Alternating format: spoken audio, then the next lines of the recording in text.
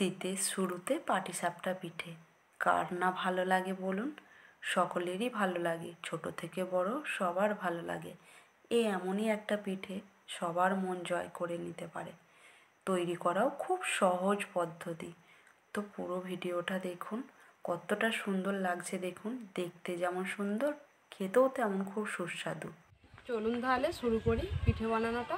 সম্পূর্ণ ভিডিওটা দেখতে থাকুন, আশা করছি আপনাদের ভালো লাগবে। প্রথমে আমি পাটিসাপটার ব্যাটারটা তৈরি করে নেব। আমি পাটিসাপটা বানাবো ময়দা দিয়ে, তো আমি এখানে 250 গ্রাম ময়দা নিয়ে নিয়েছি। তো চলুন তাহলে আমি ব্যাটারটা তৈরি করি পাটিসাপটার। 250 গ্রাম ময়দা আমি একটা পাত্রে নিয়ে নিচ্ছি। আমি পরিমাণ মতো লবণটা দিয়ে দেব, ভালো করে মাখিয়ে নেব। পাটিসাপটার ব্যাটারটা তৈরি করার জন্য এখানে আমি দুধ নিয়েছি। দুধটা আমি গরম করে নিয়েছিলাম। এবার আমি এই দুধটা দিয়ে ব্যাটারটা আমি তৈরি করব। দুধটা ঠান্ডা হয়ে গেছে, তো এবার আমি দুধটা দিয়ে ব্যাটারটা তৈরি করব। অল্প অল্প করে দিয়ে মাখবো।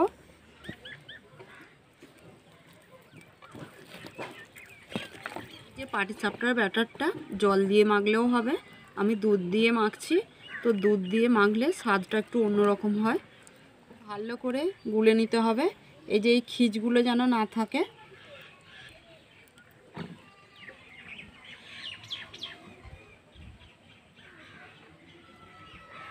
পাটিসাপটার ব্যাটারটা আমার তৈরি করা হয়ে গেছে। তো দেখুন, আমি খুব পাতলাও নয় আর খুব মোটাও নয়, এইরকম ঠিক রেখেছি। এইবার আমি নারকেলের পুরটা তৈরি করে নেব পাটিসাপটার জন্য। হ্যাঁ বন্ধুরা, পুরটা তৈরি করার আগে আমি একটু গোটা মৌরি আর দুটো এলাচকে ভেজে নেব। উনুনটা জ্বালিয়ে নিয়েছি, এবার আমি মৌরি আর এলাচটা ভেজে নেব। এই যে মৌরি আর এলাচটা ভাজছি, এইটা আমি যে নারকেলের যে পুরটা তৈরি করব ওই পুরেতে দেব। তো চলুন, আমার মৌরিটা ভাজা হয়ে গেছে। এবার আমি এই মৌরিটা শিলেতে গুঁড়িয়ে নেব। আমি নারকেলের পুরটা তৈরি করে নেব। নারকেল দিয়ে দিলাম। এখানে আমি খেজুরের গুড় নিয়েছি। খেজুরের যে বাটি গুড়গুলো হয়, আমি গ্রেট করে নিয়েছি গুড়টা। এবার আমি গুড়টা দিয়ে দেবো।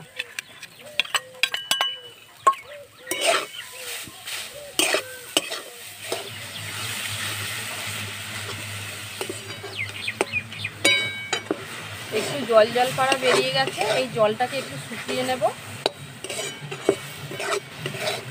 এবার আমি ভেজে রাখা যে মৌরিটা এলাচটা গুঁড়িয়ে রেখেছিলাম সেইটা দিয়ে দেব। আরও কিছুক্ষণ একটু নাড়চাড় করে নেব। সুন্দর গন্ধ উঠেছে। খেতে দারুণ হবে বলো। খেজুরের গুড়ে হয়ে গেছে, আমি এবার নামিয়ে নেব। সব আমার রেডি হয়ে গেছে। এবার আমি তৈরি করে নেব পাটিসাপটা। তো দেখুন, পাটিসাপটাটা ঘোরানোর জন্য আমি এখানে তেজপাতা নিয়েছি, আর তাতে তেল গুলানোর জন্য বেগুনের যে মাথাটা থাকে সেই মাথাটা নিয়ে নিয়েছি। তো চলুন তাহলে এবার শুরু করে দিই। চাটুতে প্রথমে আমি তেল মাখিয়ে নেব।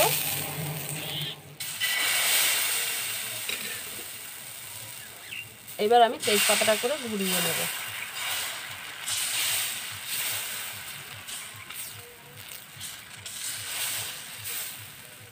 এবার আমি নারকেলের পুরটা দিয়ে দেব। এবার আস্তে আস্তে উল্টে দেব।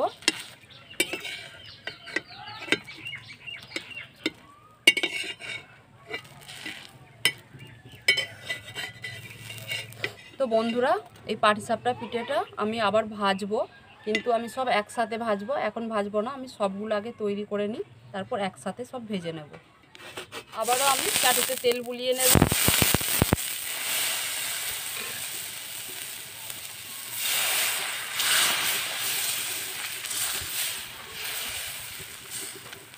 এবার আমি নারকেলের পুরটা দিয়ে দেব। এবার উল্টে নেব। তো সামনেটা আমার খুবই জাল পেয়ে যাচ্ছে, প্যাকাটির জাল তো খুবই জাল পেয়ে যাচ্ছে। আস্তে আস্তে জ্বালানো হয়ে গেছে। আর একটা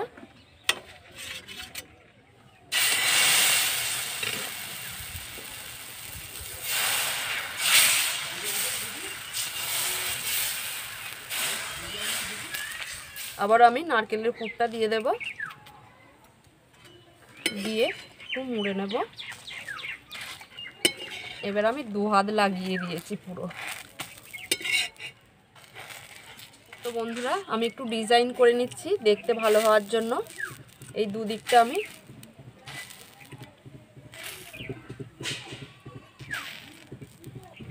দু সাইডটাতেই আমি খুন্তির এরকম দাগ দিয়ে দিচ্ছি, দেখতে ভালো লাগবে আর কি।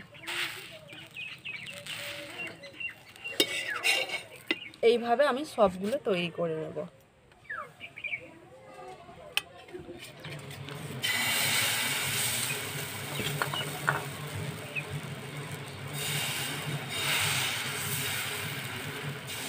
আবারও আমি পুরটা দিয়ে দেবো নারকেলের। এবার আমি উল্টে নেব।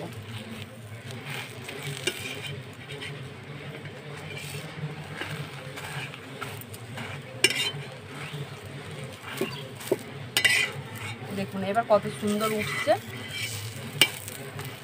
তো বন্ধুরা আমি একটু ডিজাইন করে নিচ্ছি আবারও।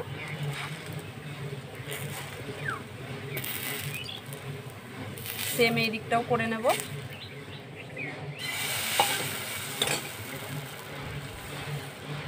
এবার আমি ঘুরিয়ে দেব, পুরটা দিয়ে দেব।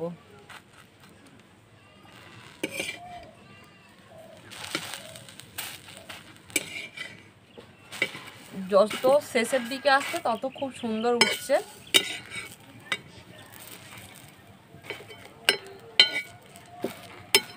তো একটু ডিজাইন করে নেব।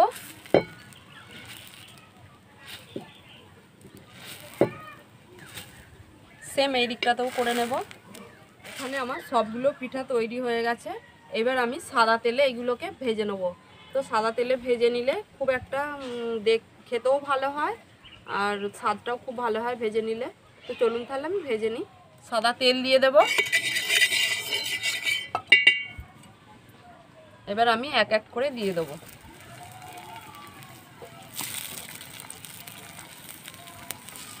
এবার আমি এক পিঠটা উল্টে দেব।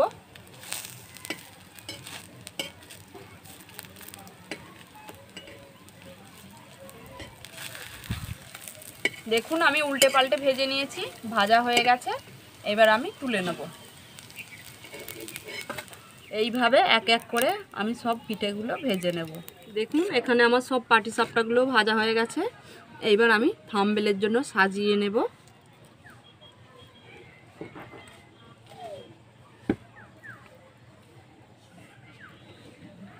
বন্ধুরা আমার এখানে সব পাটিসাপটাগুলো হয়ে গেছে। দেখুন কত সুন্দর হয়েছে।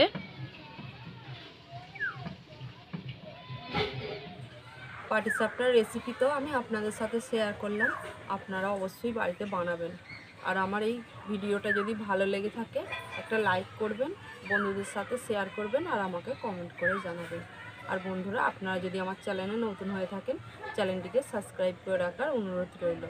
আপনারা সবাই ভালো থাকবেন, সুস্থ থাকবেন, ঝাল মিষ্টি রান্নাঘর চ্যানেলের পাশে থাকবেন। ভিডিওটা তাহলে আমি এখানেই শেষ করছি। দেখা হচ্ছে পরের একটি রান্নার ভিডিও। সবাই ভালো থাকবেন, সুস্থ থাকবেন।